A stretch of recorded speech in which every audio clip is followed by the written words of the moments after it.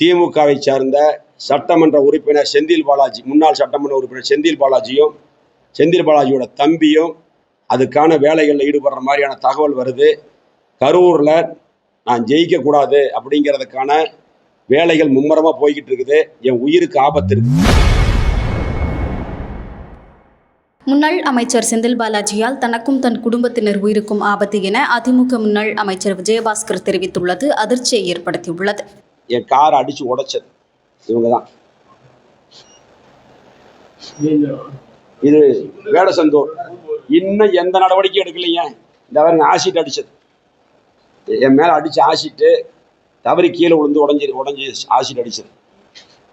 இது பேப்பர் செய்தியா வந்திருக்கு. ஆசிட் அடிச்சாங்க. அவங்க யாருன்னு சொன்னா இவங்க தான்.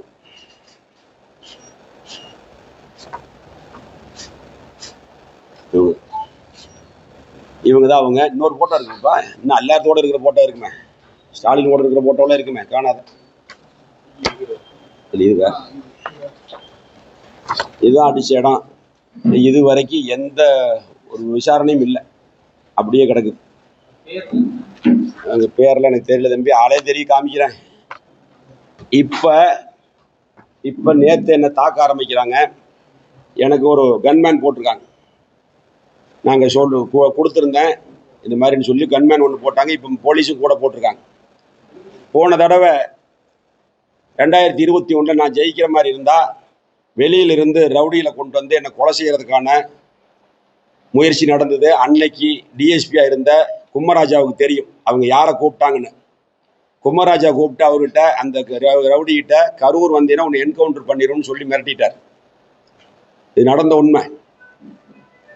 அது அந்த தேர்தலில் நான் தோற்று போயிட்டேன், முடிஞ்சு போச்சு. 5 வருஷம் பல்வேறு பிரச்சனைகள். இந்த மாதிரியான பின்னாடி ஃபாலோ பண்ணி வெளியாட்களை, ரவுடிகளை, பல வழக்குகள் இருக்கிறவங்கெல்லாம் கூட ஃபாலோ பண்ணுறாங்க. இந்த தடவுமே நேற்று ஒரு பிரச்சனை நடந்தது.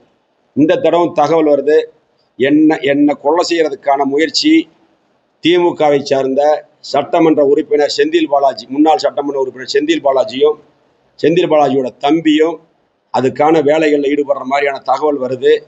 கரூரில் நான் ஜெயிக்கக்கூடாது அப்படிங்கிறதுக்கான வேலைகள் மும்முரமாக போய்கிட்டு இருக்குது. என் உயிருக்கு ஆபத்து இருக்குது.